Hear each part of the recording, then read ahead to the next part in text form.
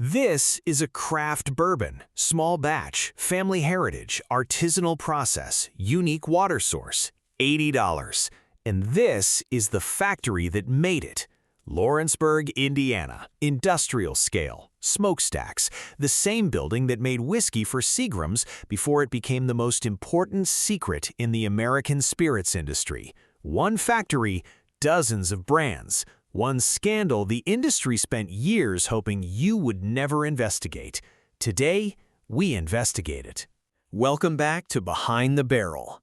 The American craft spirits movement was supposed to change everything.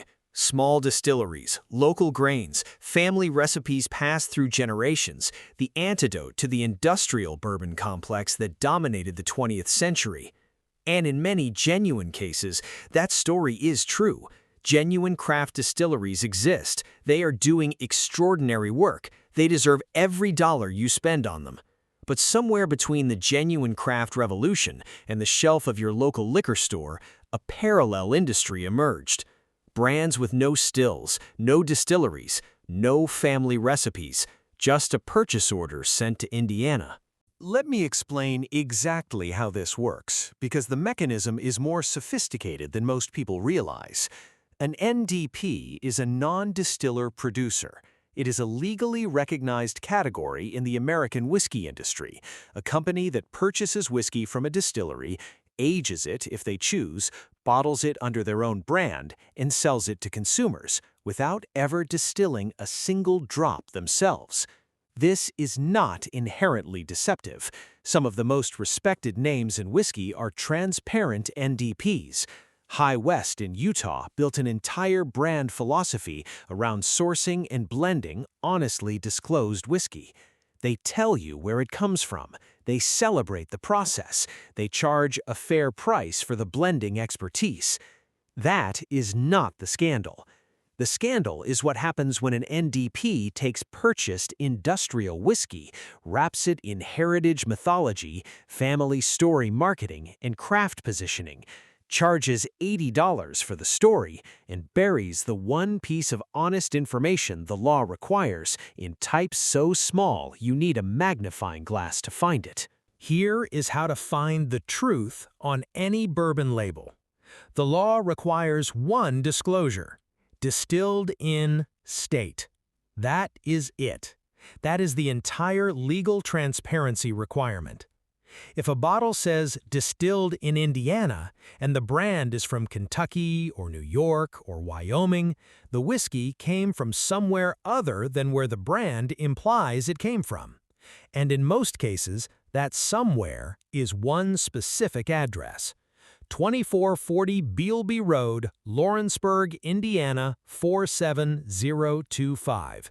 MGP Ingredients, formerly Lawrenceburg Distillers, Indiana, formerly Seagram's. The single most important building in American whiskey that most American whiskey drinkers have never heard of. Now here is where the investigation gets specific. Templeton Rye marketed itself for years as a small Iowa distillery using a Prohibition-era family recipe from Al Capone's bootleggers. The Prohibition recipe was owned by a great-great-uncle. The whiskey was made in Indiana. In 2015, a class-action lawsuit alleged that Templeton's marketing was misleading consumers about the origin of their whiskey. Templeton settled. They have since built their own distillery. But for years, consumers paid premium craft prices for industrial Indiana whiskey wrapped in Prohibition mythology. WhistlePig built one of the most prestigious rye whiskey brands in America. Their early expressions were sourced from Canada and disclosed it. Their later expressions moved toward domestic production. The transparency varied.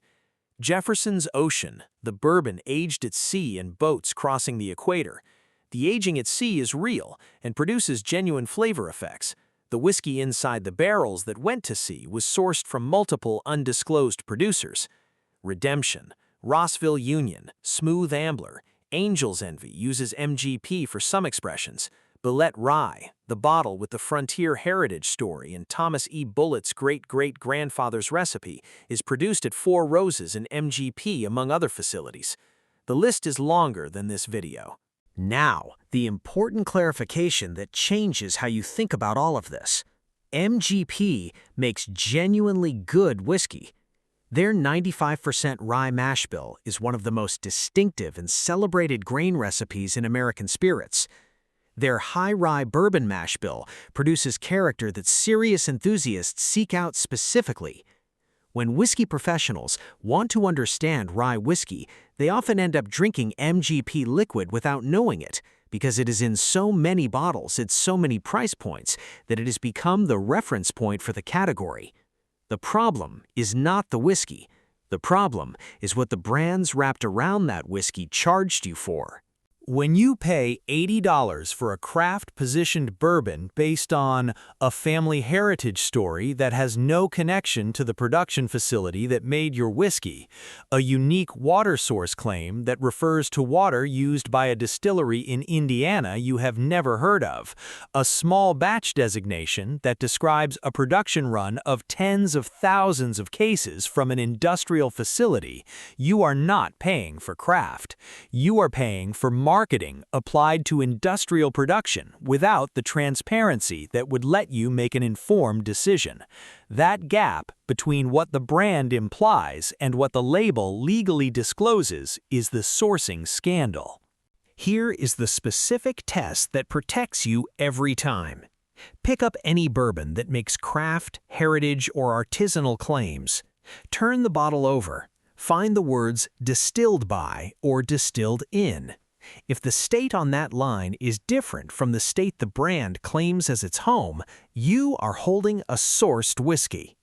If the label says "produced by" or "bottled by" instead of "distilled by," you are almost certainly holding a sourced whiskey. If you cannot find a distillation statement at all, the brand is using the minimum legal disclosure requirement to tell you as little as possible about where their whiskey came from. Then ask the question that protects your money. Is this price reflecting the quality of the liquid and the transparency of the production, or is it reflecting the quality of the marketing and the sophistication of the story? The brands that pass this test are worth knowing. Buffalo Trace, distilled at Buffalo Trace Distillery in Frankfort, Kentucky. On the label, clear. Wild Turkey, distilled at Wild Turkey Distillery in Lawrenceburg, Kentucky. On the label, clear. Springbank, distilled at Springbank Distillery in Campbelltown, Scotland. On the label, clear. These brands are not paying for the disclosure, they are earning trust with it. The brands that fail the test are not necessarily making bad whiskey, they are making a marketing decision that treats your trust as an opportunity rather than an obligation. And at $80 for industrial Indiana whiskey dressed in family mythology, that decision is costing you something specific every time you reach for one of those bottles. MGP makes great whiskey. Dozens of brands make great marketing. The scandal is not that those two things exist. The scandal is that they exist together in the same bottle, with one clearly disclosed and the other carefully hidden in the smallest legal type available. Now you know how to find it. Turn every bottle over, find the distillation statement, compare the state on that statement to the state the brand claims as home, then decide if the price reflects the liquid or the story. Buy the liquid, not the mythology. Which sourced whiskey do you think deserves the most scrutiny? And are there any brands you discovered were MGP that genuinely surprised you? Drop it in the comments. The collective knowledge of this community about NDP sourcing is more comprehensive than any industry database. Subscribe to Behind the Barrel for honest, unsponsored investigations into what is actually in your glass every single week. Drink less, drink better, and always check what is behind the barrel.